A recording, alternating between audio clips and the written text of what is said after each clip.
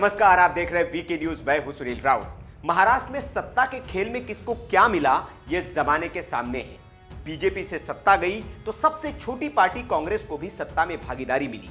NCP का खोया हुआ कद महाराष्ट्र में फिर उसे मिल गया। चाचा शरद पवार ने साबित कर दिया कि वे ही असली चाणक्य है और शिवसेना को वो मिला जो उसे चाहिए था, जिसके लिए उसने अपने 30 साल पुराने सहयोगी से बगावत की, मतलब सीएम का पद।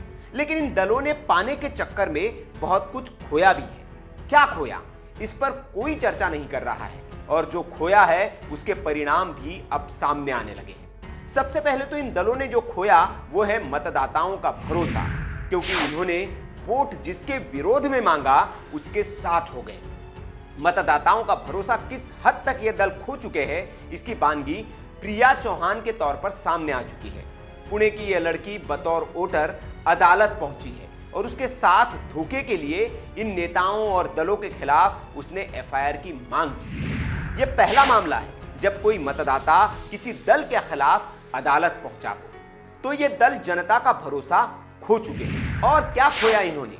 अपने समर्थकों का विश्वास भी खो दिया है। जो शिवसेना हिंदुत्व का राग आलापती थी, उसके समर्थक अब उसे खुलेआम कोस रहे हैं और पार्टी को छोड़कर भी जा रहे हैं, क्योंकि शिवसेना का कांग्रेस और एनसीपी के साथ हाथ मिलाना उसके कार्यकर्ताओं को रास नहीं आ रहा है। इसके रिएक्शन भी सामने आने लगे हैं। मंगलवार की रात ही शिवसेना के एक पार्टी कार्यकर्ता ने पार्टी से इस्तीफा दे दिया।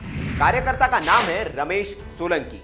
रमेश ने ट्विटर पर इस्तीफा देते हुए लिखा कि वो शिवसेना के वीबीएस युवा सेना के पद से इस्तीफा दे रहा है, क्योंकि उनकी अंतरात्मा और विचारधारा कांग्रेस के साथ काम करने की इजाजत नहीं देती है। रमेश ने ट्वीट में यह साफ किया कि पिछले कुछ दिनों से लोग उनका पक्ष जानना चाह रहे थे, इसलिए वे अपनी बात साफ तरीके से कह रहे हैं। रमेश ने लिखा, जो मेरे श्रीराम का नहीं है वो मेरे किसी काम का नहीं है। यहां उनका मतलब कांग्रेस से है।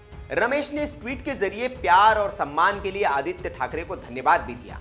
एक और ट्वीट में रमेश ने यह भी लिखा कि एक कहावत है कि जब जहाज डूबता है सबसे पहले चूहे कूदकर भागते हैं, लेकिन मैं पार्टी को तब छोड़कर जा रहा हूं जब वो शीर्ष पर है। मतलब रमेश ने शुरुआत कर दी है और हो सकता है कि आने वाले दिनों में और भी कई ऐसे कार्यकर्ताओं के इस्तीफे शिवसेना में देखने को मिले।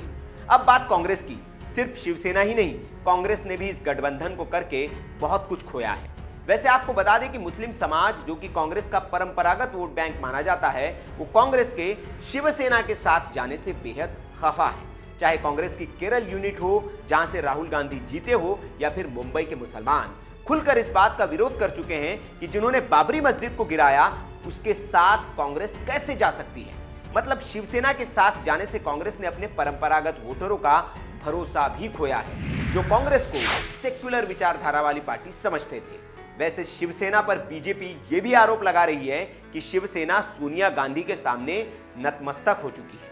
हालांकि इस बात का जवाब उद्धव ठाकरे ने मीडिया को दिया और बताया कि वे कांग्रेस या सोनिया गांधी के सामने झुके नहीं हैं, बल्कि उनको गले लगाया है। वैसे ये बेमेल गठबंधन महाराष्ट्र में बन तो गया, लेकिन क्या चल भी पाएगा? इसके लिए हमें कुछ और वक्त का इंतजार करना पड़ेगा। आपको क्या लगता है, क्या ये बेमेल गठबंधन महाराष्ट्र में 5 साल तक चल पाएगा?